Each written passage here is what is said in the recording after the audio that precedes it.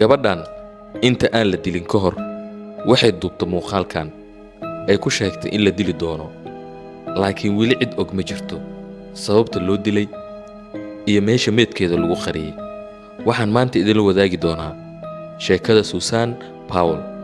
oo noqotay sheeko caalamka ka yaabisay qorshe dil oo ilaa maanta raadkiisa la helin ka hor sheekadan fadlan nagu dhiirigeli subscribe si aan u soo gudbino sheekooyin xiiso badan oo dunida ka dhacay like na sii dheh muuqaalkan haddii aad xiiseynayso sheekooyinkan oo kale commentiga nagula wadaag fikirkaaga July 29keeda 2008 hooyo laba caruur dhashay oo la yiraahdo Susan Powell ayaa muuqaal ka duubtay hantida taalay gurigeeda Susan markaas wax ay joogtay dalka Mareykanka gobolka Buuraleyda ee lagu magacaabo Utah muuqaalkan waxay u duubtay si haddii lacala ay wax ku dhacaan kadibna waxay duubtay muuqaalkan This is me, July 29th, 2008. It is 12:33 Mountain Time. Covering all my bases, making sure that if something happens to me or my family or all of us, that our assets are documented. waxay tiri waxaan ahay Susan waa July 29keeda 2008 saacada waa 6 saac iyo bar xilliga buuraha waxaan hubinayaa inaan ka tago xog dhameystiran haddii ay wax gaaraan ama qoyskayga ay gaaraan si hantideyda loo diiwaan geliyo waxaan rajaynayaa in wax walba ay hagaagaan oo aan farxad ku wada noolaano muuqaalkan in la duubo fikradaas waxaa lahaa Susan qareenkeeda maadaama qareenku uu ka cabsi qabay in ninkeeda Josh uu iibsado hantida Susan qaar kamida maadaama Susan ay haysatay qaybo kamida hanti qaaliya sida dahab iyo diamond oo kale Susan iyo Josh guurkooda waxa ka jira dhibaato weyn waxayna saaxiibadeed u sheegi jirtay in ayada iyo ninkeeda Josh aysan wax nabad ah dhex oolin tani waa alaab la soo iibiyay sanad ka hor Home Depot ayaana lagu soo iibiyay iyada oo lagu iibiyay kaarkeyga deenta Josh wuxuu iibiyay alaab badan kadibna wuxuu galay deen kadibna wuxuu ku soo iibsaday kaarkeyga deenta waa laambad qurux badan waa qalab loo isticmaalo in lagu gooyo alwaaxyada waxaan haystay silsilado katiinada dahab iyo diamond ka samaysan kin ma aqaano qiimaha ay joogan inta ay la eegyihiin kuwani qaar waa uu jabiyay markii uu carooday wuxuu sidoo kale daadiyay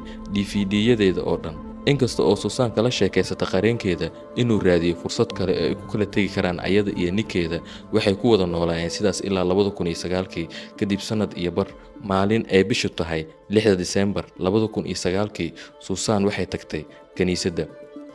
iyada iyo wiilasheeda Charlie iyo Barden qof daris ah ayaa soo booqday booqashada markii uu qofkii dariska yimid waxa loo sheegay inay Susan maqan tahay oo ay 5tii galabnimo baxday habeenkii markii la gaaray Josh ayaa la sheegay in wiilashiisa uu u waday safar tuurka ah xilli roob fara badan oo dabeelo iyo duufaan wata ay socdeen waxaa la sheegay inuu aado goob xayawaanada duurjoogta ah lagu xanaaneeyo oo la yiraahdo Pony Express Trail sida uu Josh sheegay Susan waxa ay joogto guriga oo ay ku nasanaysay maadaama ay daalaneed maalin kadibna qoyskeeda iyo saaxiibadeed waxay dareemeen in Susan ay maqan tahay kadibna waxa ay wargeliyeen booliska markii Josh uu ka soo noqday safarkiisa duurka ayaa wiilashiisu waxay sheegeen in uu markii uu tagayay habeenkii ay xaaskiisa si nabad ah ugu nasanayso guriga isla markaana aan garanayn wax ku dhacay markii ay booliska baareen guriga lamaanaha ee ku yaala gobolka Utah wax calaamad ah oo muujinaysa faldambiyeed dhacay lama helin laakiin dhacdooyinkan soo kordhaya ayaa ka sii daray baaritaanka gudaha khasnada Susan oo yaalay bangiga ay ka shaqeynaysa booliska waxa ay ka heleen warqad dardaaran ah oo ku qorneed arrin aad u naxdin badan ayay ahayd Susan markii ay qortay haddii aan dhinto waxa laga yaabaa in aan shir ku dhiman 10 maalin kadib markii la waayay booliska waxay ogaadeen in Josh uu bilaabay inuu la baxo lacag keed ah oo loogu talagalay qofka markii uu howlgab noqdo waxaana loo aqoonsaday inuu yahay qofka ugu weynaa ee looga shakisan yahay maqnaanshaha xaaskiisa markii laga soo tago warbixinada aan fiicneen ee ka bixinayeen dadkii qaraabada ahaayeen iyo saaxiibadii waxaa si cad Josh uusan marnabo u muujin dadaal dhab ah oo uu ku doonayo inuu xaaskiisa la raadiyo dadka raadinayay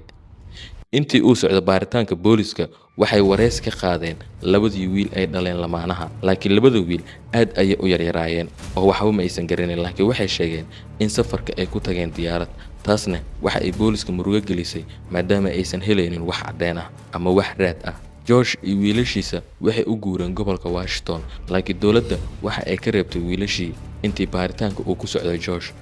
waxaana laga qaaday caruurtii dawladdu waxa ay geysay meel caruurta lagu xanaaneeyo laakiin markaan sheekada way ka sii dartay bishii Febraayo 2012 laba sano kadib maqnaanshaha Susan, shaqaalaha daryeelka bulshada ayaa Josh waxa u keenay wiilashiisa iyadoo la qorsheeyay inay noqoto booqasho lagu ilaalinayo.